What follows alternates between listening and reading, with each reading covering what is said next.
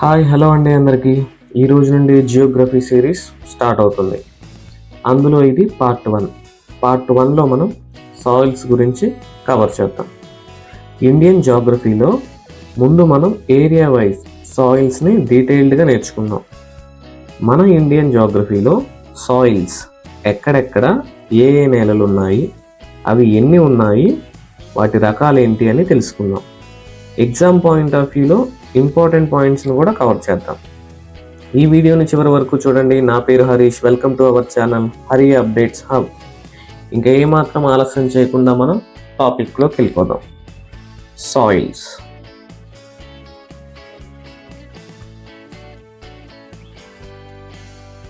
నేలలు. దీనినే మనం మృత్తిక అని కూడా అంటారు. అసలు దీని యొక్క డెఫినిషన్ ఏంటి? భూ ఉపరితలం పైన ఒక మెత్తటి పొర ఏర్పడుతుంది. అంటే ఇది భూమి అనుకుందాం, ఓకేనా? ఇందులో ఒక మెత్తని పొర 1 నుంచి 90 సెంటీమీటర్స్ మధ్య ఒక మెత్తటి పొర ఉంటుంది, చాలా సాఫ్ట్గా. దీనినే మనం మృత్తిక అంటాం. ఈ 1 నుంచి 90 సెంటీమీటర్ల మధ్య ఉండే ఒక సన్నని పొర, దీనిని మనం మృత్తిక అంటాం. ఈ భూమిపైన సకల జీవరాశులకు ఈ నేల అనేది జీవనాధారంగా ఉంటుంది. సాధారణంగా మనం మృత్తికను గమనించినప్పుడు 2 పదార్థాలు ఉంటాయి. ఒకటి జీవ పదార్థం, దీనినే మనం ఆర్గానిక్ మ్యాటర్ అంటాం. 2 నిర్జీవ పదార్థం,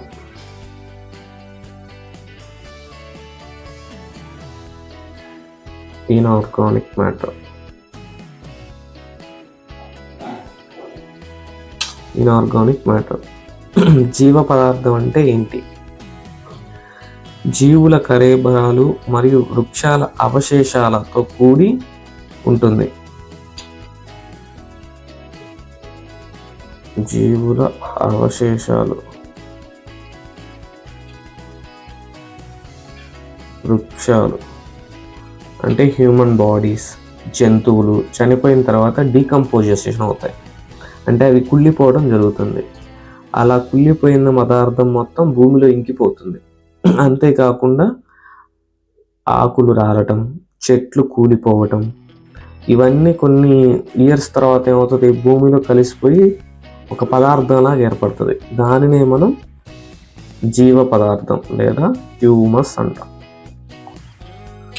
ఈ హ్యూమస్ లేదా ఈ జీవ పదార్థం వల్ల ఉపయోగం ఏంటి అంటే, ఇది నేల సారాన్ని పెంచుతుంది.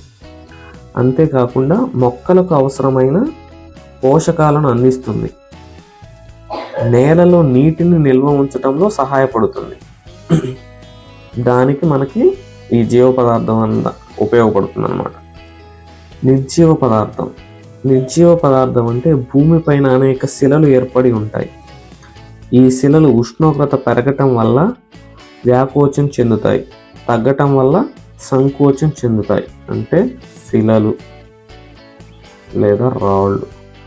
ఇప్పుడు వాతావరణంలో ఉష్ణోగ్రత పెరిగినప్పుడు వ్యాకోచం చెందటం, ఉష్ణోగ్రత తగ్గినప్పుడు సంకోచం చెందటం. ఈ వ్యాకోచ సంకోచ ఘర్షణల మధ్య ఏర్పడే దానినే మనం నిర్జీవ పదార్థం అంటారు. అంటే ఇలా జరిగినప్పుడు ఏమవుతుందంటే, చిన్న చిన్న పొరలు, అంటే ఇనుము తుప్పు పడితే ఎలా రాలిపోతుంది, అలాగే శిలలు కానీ రాళ్ళు కానీ అలా చిన్న చిన్న ముక్కలుగా భూమి వైపుది ఇంకిపోద్ది అనమాట.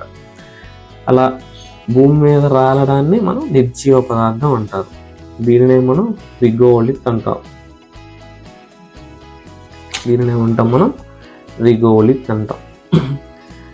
ఈ జీవ పదార్థం మరియు నిర్జీవ పదార్థం రెండిటి కలయికనే మనం మృత్తిక అంటాం. ఈ జీవ మరియు నిర్జీవ పదార్థాల రెండిటి కలయికనే మృత్తిక అంటాం. సాధారణంగా 1 సెంటీమీటర్ మృత్తిక ఏర్పడటానికి మనకు ఎంత టైం పట్టిద్ది? 1000 నుంచి 5000 సంవత్సరాలు పట్టింది 1 సెంటీమీటర్ పొందడానికి. అలాంటిది మనం పంటలు పండటానికి కావాల్సిన మృత్తిక 75 సెంటీమీటర్స్ నుంచి 90 సెంటీమీటర్స్ వరకు అవసరం అవుతుంది.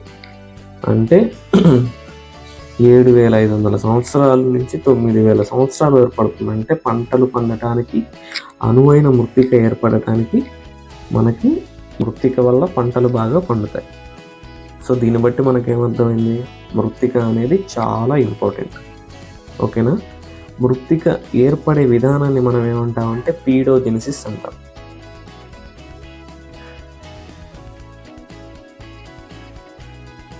ఎగ్జామ్ పాయింట్ ఆఫ్ వ్యూలో ఇంపార్టెంట్ అనమాట. ఏమని అడగొచ్చు, మృత్తిక ఏర్పడే విధానాన్ని మనం ఏమని అంటాం, పీడోజెనిసిస్ అంటాం.